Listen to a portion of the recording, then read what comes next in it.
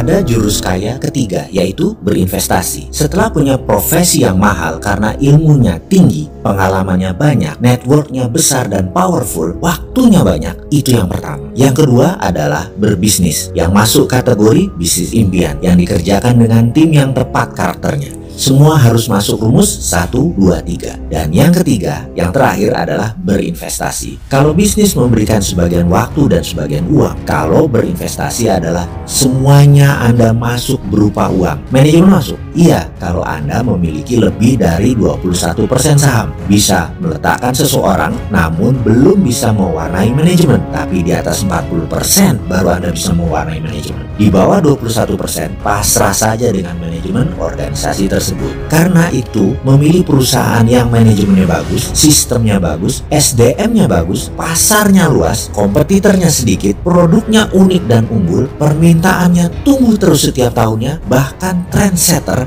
Itulah seni memilih perusahaan yang akan kita invest. Ini tempat investasi idaman namanya. Sudah lebat buahnya, rindang pohonnya, pendek lagi buahnya, gampang dipetik. Itulah low hanging fruit bisnis yang jadi idaman para investor. Kita sebagai investor mentalnya beda dengan pebisnis atau kaum profesional. Di sini ada resiko. Resikonya besar. Salah satunya karena Anda tidak pegang kendali manajemen. Di sini sekali lagi prinsipnya ada hilang-hilangan dan harus berani. Di sini harus punya prinsip. It's not how much money you can get, but how much money you willing to sacrifice. Bukan berapa besar uang yang akan Anda peroleh, tapi berapa berani Anda berkorban. Dalam pelajaran investasi, saya tidak akan mendetailkan pilih mana bisnis yang baik, perusahaan macam apa, bidang apa yang bagus saat ini, dan lain sebagainya. Selama Anda bermental juara, visioner, berani ambil resiko, maka throw the dice, sikat saja. Di sisi lain, saya ada cerita bentuk investasi lain mungkin bisa menjadi masukan. Saya memiliki sepupu yang cukup pintar sekolahnya. 15 tahun yang lalu saya putuskan dia sekolah di Australia, di Perth,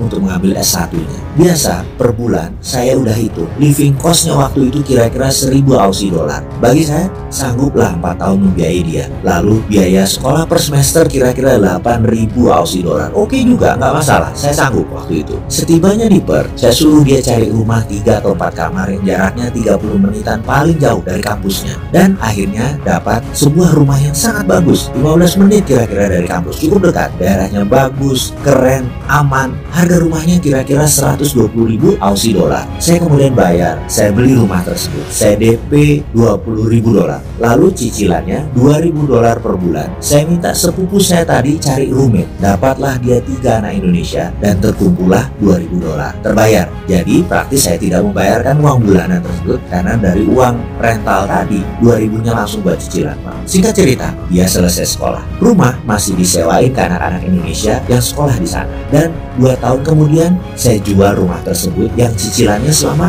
6 tahun sudah membayari 80% harga rumah tersebut. Saya tinggal punya mortgage loan kira-kira 25.000 Aussie dollar. Rumah tersebut dijual dengan harga 150.000 Aussie dollar. Intinya, saya sekolahkan sepupu saya di tahun ke-7 masih ada uang 3.000 dolar Aussie. Bukan balik modal aja, untung. Selanjutnya, uang tadi yang 30.000 dolar Aussie tadi saya convert ke dolar Amerika dan saya lakukan hal yang sama. Saya DP rumah di San Francisco di daerah Daly City sejak 7 tahun yang lalu. Sehingga selain kalau jalan-jalan ke state ada tempat untuk nginep, bisa bring back the memory karena 6 tahun dulu saya kuliah di sana, saya juga dapat duit karena asetnya naik. Yang telah dicapai apa? Sudah selesai 2 sepupu sekolah di sana, 1 keponakan dan 1 anak kandung saya. Nggak ada cicilan lagi untuk tanah tersebut. Ada keluar uang lah buat anak tersebut kuliah di sana, tapi kecil jika dibandingkan nanti ketika menjual rumah tadi. Sampai saat ini sebelum dijual masih disewakan, masih dapat omset, masih dapat revenue. Oke, baiklah. Semoga sahabat bisa mendapatkan intisari dari pelajaran investasi yang beragam jenisnya, di mana esensinya sama. Kecilkan resiko,